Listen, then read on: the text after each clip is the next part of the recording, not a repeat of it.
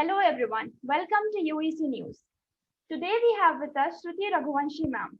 She is placed in TCS Digital with the highest package from ECA department. First of all, congratulations ma'am. I welcome you to today's interview. Thank Ma'am, you. please tell our viewers something about yourselves.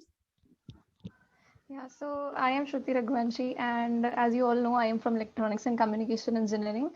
And throughout my 4 years of college, I've been active in coding and all that because I really liked it. And I'm very happy that I've been placed in some field that is related to that. So yeah. Ma'am, according to you, what is the scope in electronics and communication engineering? Yeah, like scope in electronics and communication engineering is nice as you can go for VLSI design and microprocessors and all that. You can dive deeper into that, and like designing and all these things are a part of like electronics and communication. They have a good scope, but not many people can do that because they require core knowledge. So I was not a person who could do all that. So I just dwelt into coding.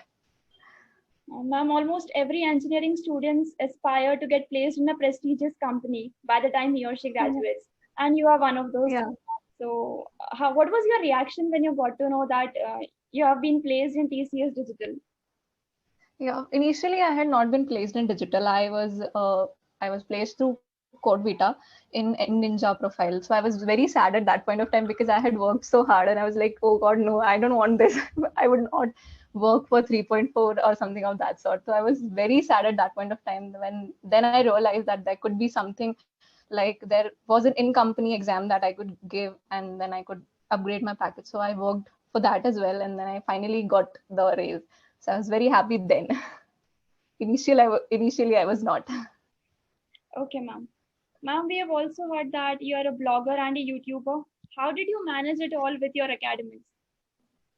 Yeah, I was like, actually, I wanted to explore everything because I could not decide at the point of time what I wanted to do. I wanted to share my views with the world, and I just thought what better could be there than just sharing like with vlogging and blogging. So I just started that.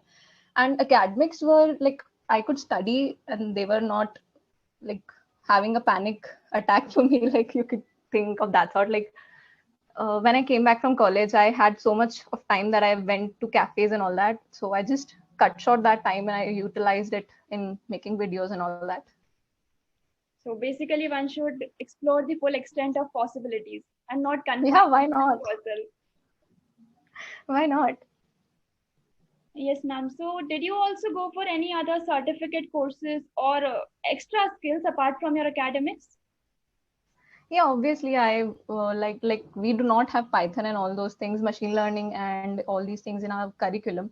But I went ahead and all I have all these certifications on in ML machine learning. I have one, and apart from that, I have made projects on AI, like natural language processing, and other than that, I have done some backend coding as well, some front end. So and just exploring what I want to do.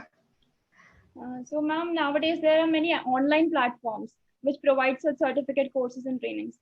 Do you think Yeah. that they are worth the time and money we spend on it? These online Yeah, platforms? definitely.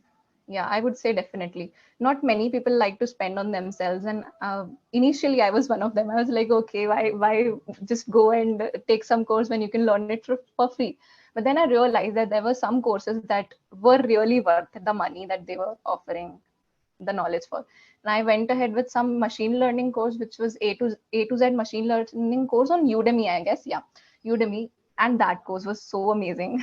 I just could not leave machine learning after that. So that was really a nice course. Okay, ma'am. So, as we know that you are an excellent coder, so what platforms do you suggest for your juniors that they should go for that Yeah. to learn coding? Yeah, initially I was coding with Geek for Geeks at Geek for Geeks, but then I realized that the platform was not really convenient. Then I shifted to HackerRank. Then did some questions there. I got some badges, and then I was like, okay, what more can I do here? So then I shifted to Lead Code, and there I started solving problems. And my initial goal was to finish all the problems there. Like they had some 1,700 approximately problems, and I had the goal of finishing them all in maybe 2 years or so. But then I realized they are too difficult to be solved. Like not all of them are easy. So I was like, okay, we'll try to manage all this with the job and all that, and I'll still try to do all of that. So Lead Code is a good website. You should definitely try that. All right. Our viewers should make a note of this. Yeah. So, ma'am, what I would like to ask is that during your course at the college, was there any extracurricular activity, any particular hobby that you used to re-energize yourself? Yeah, I would say that. I was active in basketball also. Sometimes I like to play basketball. I really did not go forward with it anywhere, but it was just a hobby for me. And apart from that, there are several others as well, like painting and reading books. I read books all the time. So actually, reading books was also something that made me a better person in general. So I would suggest reading. Like everybody should read. Yes. And ma'am, what role do you think internships play? Have you also done any internship and how did it benefit you? Yeah, I did not do any internships as such. Like I was moreover a project kind of person. I did like research on my own. I made projects on my own, and that was moreover it. I did not do any intern, but I would really recommend all the students to do internships because I was not aware of all this. I was never told by the other people that I could do internships and all that. And I really did not know, and I regret it. So everybody should just go forward and do internships and all. They really help you in your career. Ma'am, as a beginner in coding, which language one should start from? Yeah, starting could be Java or C++. I would say this because if you talk about Python, we could do machine learning with Python, but the drawback is that we do not learn basics of any language by working with Python because there are so many functions in it that you just can't make logic for all of the trivial functions like traversing through an array and all that. That is really easy in Python, and lists and all the data structures are also really easy in Python. So one should start with C++ or Java, and when they have a good command over the basics, then they should shift to Python because that is really easy to operate. So that would be the thing I would say. Go for C++, then Python. Okay, ma'am. So, according to you, how should one prepare himself or herself as per the industrial demand? Because the things that we learn in college, the industry demands more of it, of course. Yeah. So first of all, the first thing that the industry right now demands is a basic of maybe machine learning.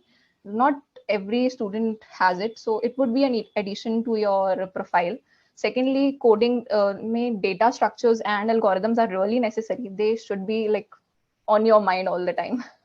So you understand the like importance of them. Data structures and algorithm are really important. And apart from all that, you could learn some basic front end development, some basic back end development as well, and then you can invest in some projects and all that. So that would be all, I think. And there are some other like Keras and TensorFlow. You could learn all that as well, and that would be a huge addition, I would say. Okay, ma'am. Ma'am, any particular message for your juniors? Any message for your juniors? Yeah, a particular message would be just be clear. Yeah. Uh, I would say that be clear about what you want to do from the second year onwards. Matlab, from the beginning, what we do is we come to the college with a mindset of enjoying like the 4 years, like, okay, now we'll party and all. But you can do all that along with studying. So just don't crap studying out of your daily routine. Just don't cut it out. That would be nice. And yeah, you could manage all of these things and still be a cool dude. Okay, ma'am. It was great talking to you, and I hope our viewers might have taken something from today's interview. Thank you for your advice and time. Yeah. Thank you so much, ma'am. Thank you. Thank you. Bye.